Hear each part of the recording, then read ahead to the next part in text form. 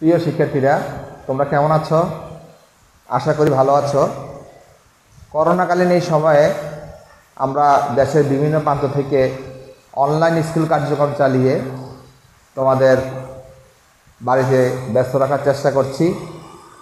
তো আজ আমি তোমাদের মাঝে নবম দশম শ্রেণীর শিক্ষার্থীদের জন্য ফিন্যান্স ও ব্যাংকিং এর তৃতীয় অধ্যায়ের অর্থ সময়মূল্য নিয়ে আলোচনা করতে এসেছি। তো আশা করি তোমরা সবাই আমাকে শুনতে পাচ্ছ। যারা তোমরা সেটের সামনে আছো, তোমরা বই নিয়ে বসে পড়ো। তো তোমাদের বিদ্যালয়ে যদিও ইতিপূর্বে অর্থের সময়মূল্য সম্পর্কে ধারণা দেওয়া হয়েছে, তারপরেও আমি তোমাদেরকে একটু অর্থ সময়মূল্য কী সে সম্পর্কে ধারণা দিচ্ছি।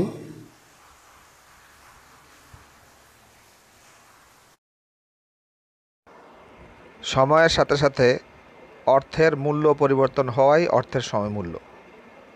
আমরা উদাহরণস্বরূপ বলতে পারি, ব্যাংকে যদি আমি 100 টাকা জমা রেখে 1 বছর পরে লভ্যাংশ সহ 110 টাকা পাই, অর্থের সময়মূল্য অনুযায়ী তা সমান মূল্য বহন করে। অর্থাৎ আজকের 100 টাকা 1 বছর পরের 100 টাকা উভয়টি সমান মূল্য বহন করে।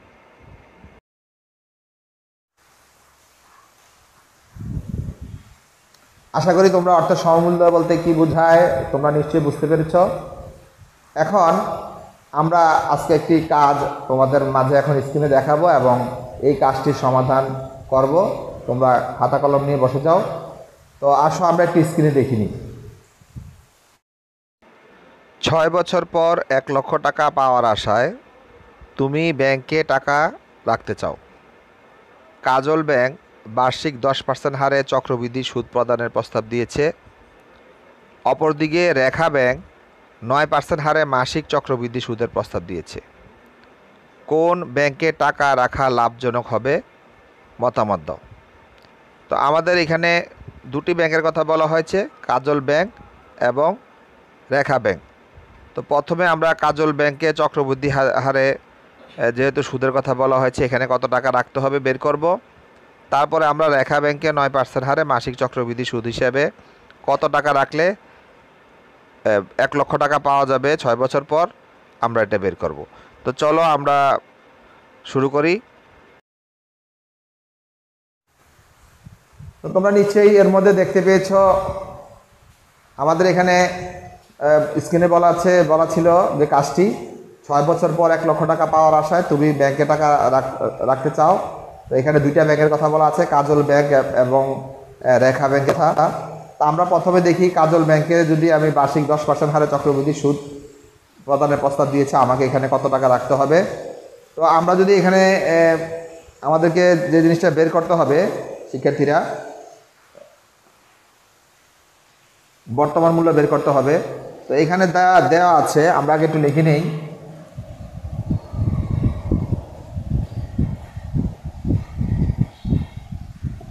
আমাদের অঙ্কে দেওয়া আছে ভবিষ্যৎ মূল্য 1 লক্ষ টাকা।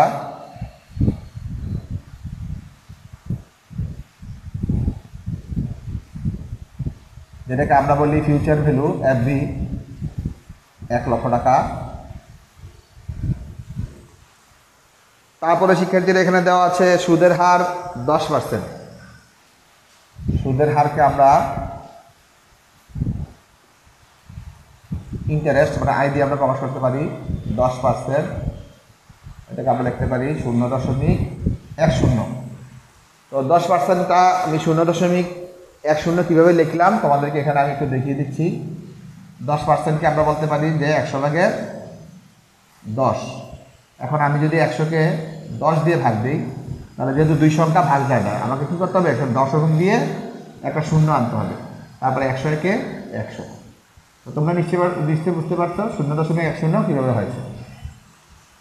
তো সুদের হার, মেয়াদ এখানে দেওয়া আছে 6 বছর। তো আমি লিখব মেয়াদকে আমরা জানি এন দ্বারা প্রকাশ করা হয়েছে 6। আমাকে এখানে বের করতে হবে বর্তমান মূল্য। আমাকে বের করতে হবে বর্তমান মূল্য, যেটাকে আমরা বলি পিভি বা প্রেজেন্ট ভ্যালু কত। তা আসো এখন আমরা এটার বর্তমান মূল্যটা আমরা বের করে দেখি কত আসে। তো ইতিপূর্বে আমরা বইতে দেখেছি বর্তমান মূল্যের যে সূত্র আছে আমরা লিখতে পারি, আমরা জানি present value is equal to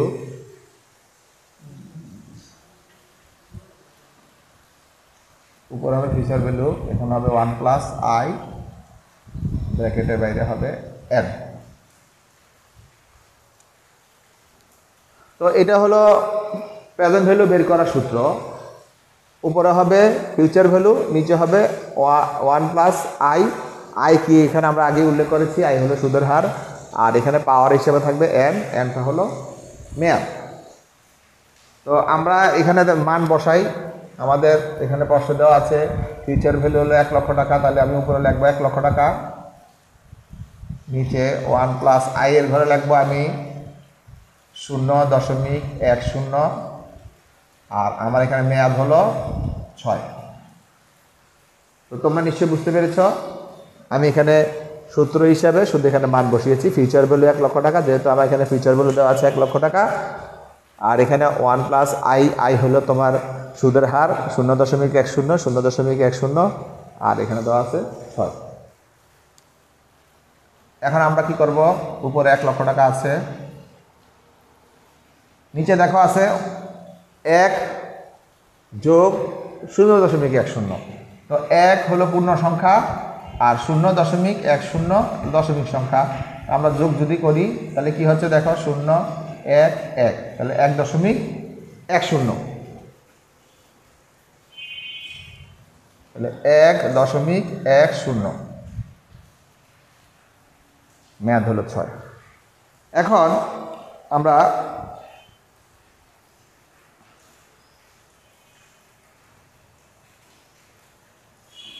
আমরা যে কাজটি করব, এই 1.10 বাইরে কত আছে, পাওয়ার 6।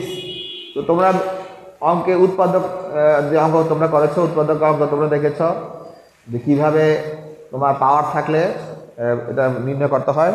তো এখানে 1.10 আছে, আমরা ক্যালকুলেটরও বের করতে পারি। তারপরে আমরা ক্যালকুলেটর ছাড়া যদি আলাদা গুণ করি তাহলে আমাকে এখানে 1.10কে 6 বার গুণ দিতে হবে, অর্থাৎ 1.10 যেহেতু পাওয়ার 6 আছে, এটাকে 6 বার গুণ দিতে হবে। তা আমরা একটু দেখে নিই স্ক্রিনে যে 1.10 এটাকে পাওয়ার 6 দিয়ে গুণ দিলে কত হয়। তোমরা স্ক্রিনে একটি ক্যালকুলেটর দেখতে পাচ্ছ, তার পাশে কিছু সংখ্যা নির্দেশিত করা আছে বৃত্তর মধ্যে। তো প্রথমে দেখো, তোমরা লক্ষ্য করো 1 দেওয়া আছে এবং 1-এর সাথে যে তীর চিহ্নিত স্থানে প্রথম বন্ধনী দেওয়া আছে, অর্থাৎ আমি ক্যালকুলেটরে প্রথমেই প্রথম বন্ধনী চাপবো।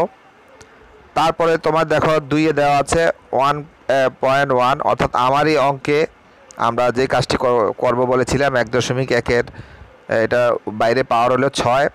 তা আমরা তারপর 1.1 ক্যালকুলেটরে টাইপ করব। তৃতীয়তে আমরা ব্র্যাকেট বন্ধনীর পাশের বন্ধনীটা দিব, প্রথম বন্ধনী শেষ করব।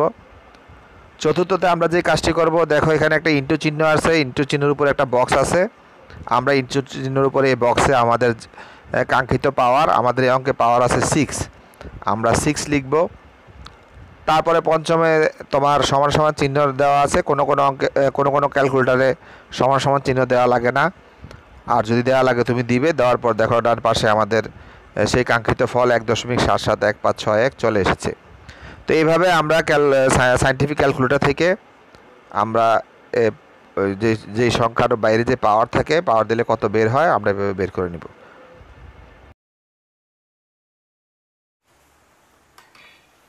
তো শিক্ষার্থীরা তোমরা নিশ্চয়ই বুঝতে পেরেছ আমরা এখানে নিচে কত পেলাম, 1.771561।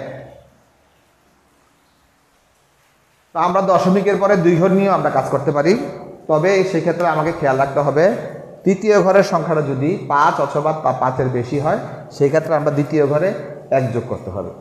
আমি আবারও রিপিট করতেছি, যদি আমি দশমিকের পরে 2 ঘর নেই, সেই ক্ষেত্রে আমি তৃতীয় ঘরের সংখ্যাটা যদি 5 অথবা 5-এর বেশি হয় সেই ক্ষেত্রে আমি দ্বিতীয় ঘরে 1 যোগ করব।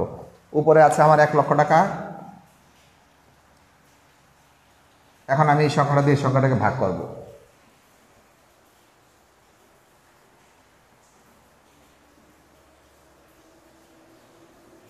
তো ভাগ করলে ফলাফল আসে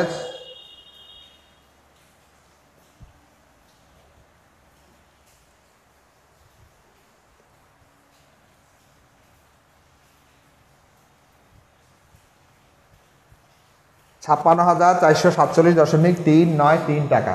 অর্থাৎ আমাকে এখানে প্রশ্ন করা হয়েছিল যে আমি যদি 10% চক্রবৃদ্ধি সুদে কাজল ব্যাংকে টাকা রাখি তাহলে কাজল ব্যাংকে আমাকে কত টাকা জমা দিতে হবে। তো আমরা এখানে লিখি যে কাজল, সুতরাং কাজল ব্যাংকে 56,447 টাকা জমা দিতে হবে। তাহলে আমরা কি বুঝলাম যে কাজল ব্যাংকে যদি আমরা 56,447 টাকা এখন জমা দেই তাহলে 6 বছর পরে গিয়ে আমরা এই 10% হার সুদে আমরা 1 লক্ষ টাকা ফেরত পাবো। অর্থাৎ আজকের যেই 56,447 টাকার যেই মূল্য 6 বছর পরে গিয়ে তোমার এই টাকাটার মূল্যই হবে 1 লক্ষ টাকা। তো তোমরা নিশ্চয়ই বুঝতে পেরেছ। তো আমাদের কাছে যে প্রশ্নটা রাখা হয়েছে কোন ব্যাংকে টাকা রাখা লাভজনক হবে, তো আমরা তো শুধু বের করেছি কাজল ব্যাংকের টাকাটা। তো তোমরা একটু এটা খাতায় উঠিয়ে নাও। আমরা তারপর রেখা ব্যাংকেরটা বের করব, তারপর আমরা কম্পেয়ার করতে পারবো যে কোনটাতে রাখা লাভজনক হবে।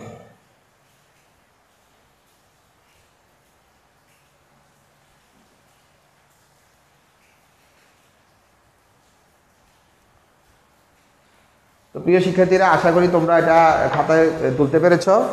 আমি বোর্ড মুছে ফেলছি।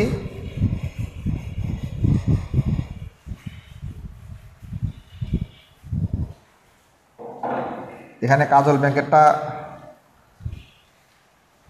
রইল, আমি পরবর্তীতে আমি কম্পেয়ার করতে পারবো। তো এখন আসো, আমাকে বলা হয়েছে যে রেখা ব্যাংকে আমাকে তাও 1 লক্ষ টাকা পেতে হবে, আমাকে বর্তমানে কত টাকা রাখতে হবে। তবে এখানে একটু কথা আছে। এখানে বলা হয়েছে রেখা ব্যাংক হলো 9% মাসিক চক্রবৃদ্ধি সুদ। তো আমরা লিখি এখানে ভবিষ্যৎ মূল্য, আবার লিখি যে এখানে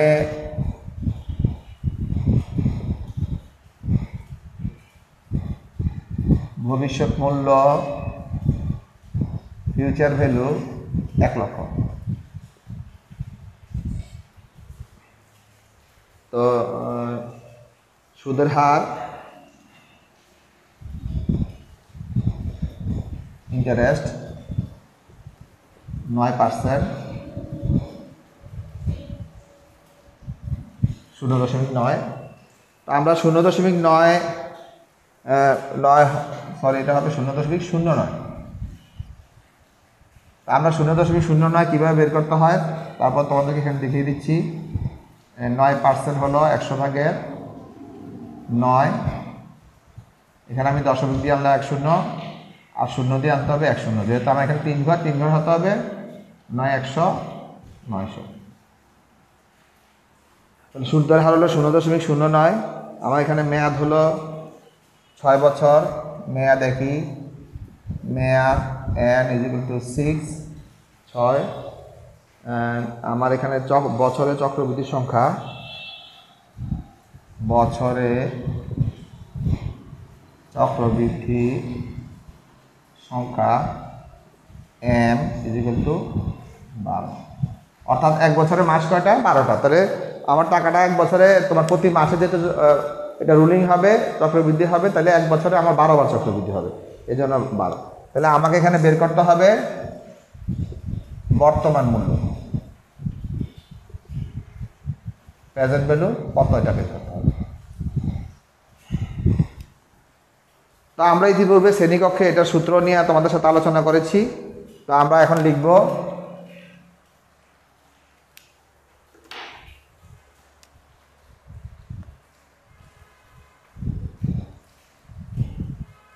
আমরা জানি আমাকে বের করতে হবে প্রেজেন্ট ভ্যালু।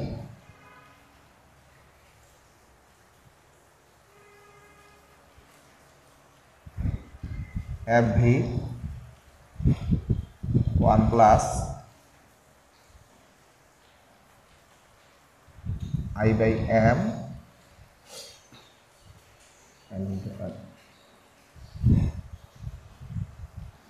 তাহলে এটা হলো আমার মাসিক চক্রবৃদ্ধি হারে বের করার সূত্র। উপরে ফিউচার ভ্যালু এখানে দেওয়া আছে 1 লক্ষ টাকা।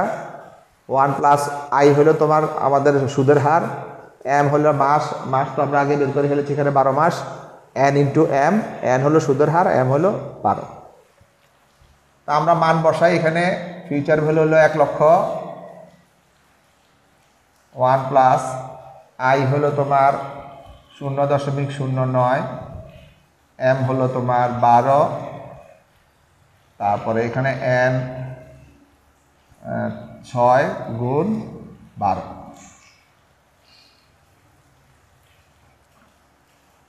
তো আমরা এখানে মান বসিয়েছি। এখানে আমরা ফিউচার ভ্যালু হলো 1 লক্ষ টাকা, এখানে 1 লক্ষ টাকা লিখেছি। এখানে I হলো তোমার 0.09, আমরা এখানে 0.09 লিখেছি। M দেখতে আমরা আমাদের M আছে এখানে 12, আমরা এখানে 12 লিখেছি। তোমার বাইরে ছিল N ইন্টু M, তো N 6, M 12, তাহলে N ইন্টু M 6 গুণ 12।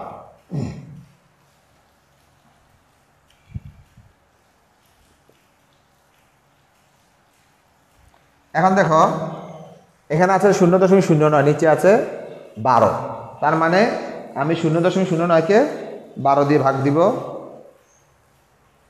0.09 ডিভাইডেড 12, তো আমার হচ্ছে তোমার 0.0075, 0.0075, আর এখানে 6 গুণ 12, 6 12 72।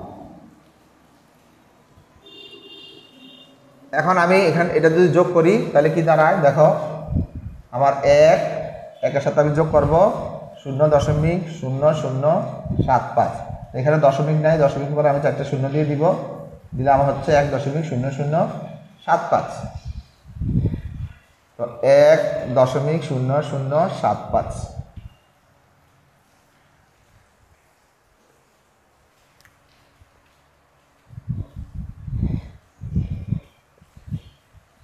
আমার বাইরে আছে 72, উপরে 1 লক্ষ টাকা।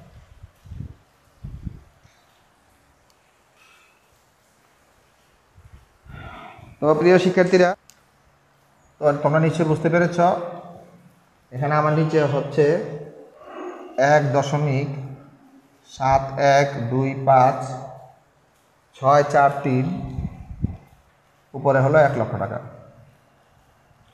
এখন যদি আমি এটাকে এটা দিয়ে ভাগ দেই, 1 লক্ষকে এটা দিয়ে ভাগ দিই, ভাগ দিলে আমার রেজাল্ট আসে 58,391.96, 58,391.96 টাকা।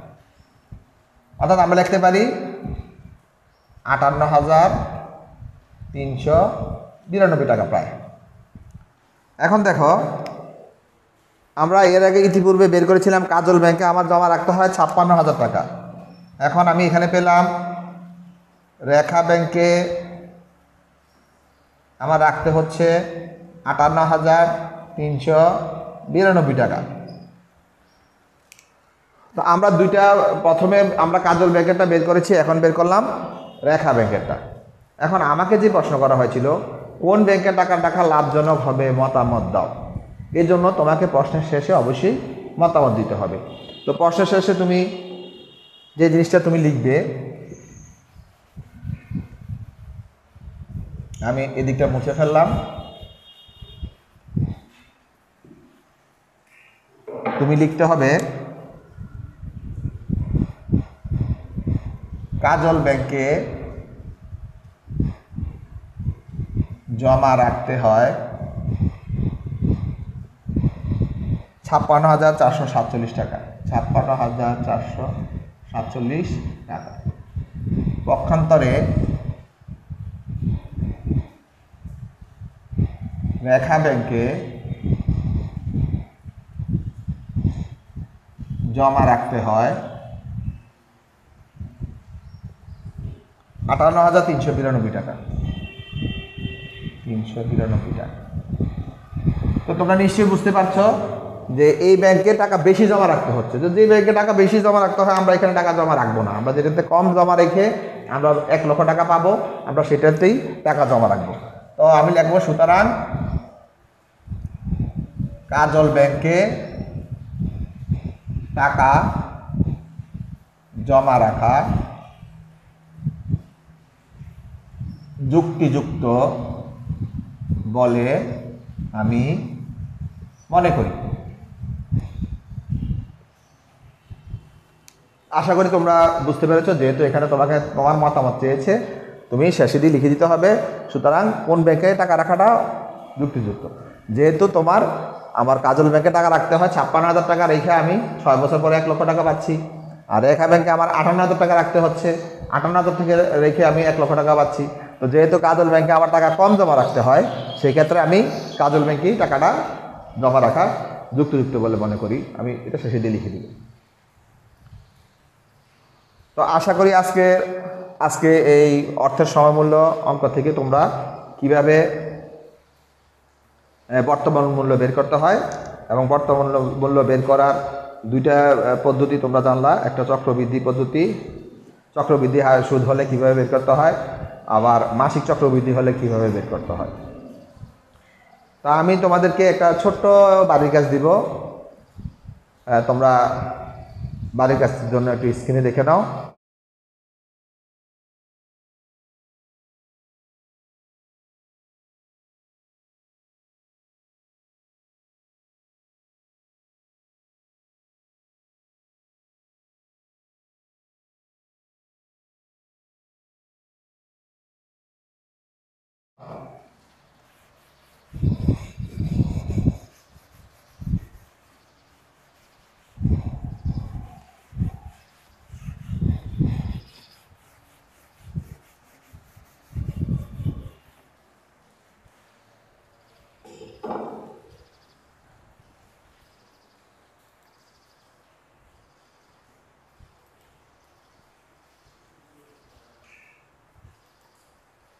তো প্রিয় শিক্ষার্থীরা, আশা করি আজকের ক্লাসটি তোমরা ভালোভাবে উপভোগ করতে পেরেছো এবং এই অর্থের সময় মূল্য নিয়ে অঙ্ক নিয়ে তোমাদের যদি কোনো প্রশ্ন থাকে, আমাদের এই ক্লাসটি যেখানে ফেসবুক লাইভে প্রচারিত হচ্ছে, তোমাদের যদি কোনো প্রশ্ন থাকে তোমরা কমেন্ট বক্সে প্রশ্ন করতে পারো, আমরা তোমাদের প্রশ্নের উত্তর দেওয়ার চেষ্টা করব।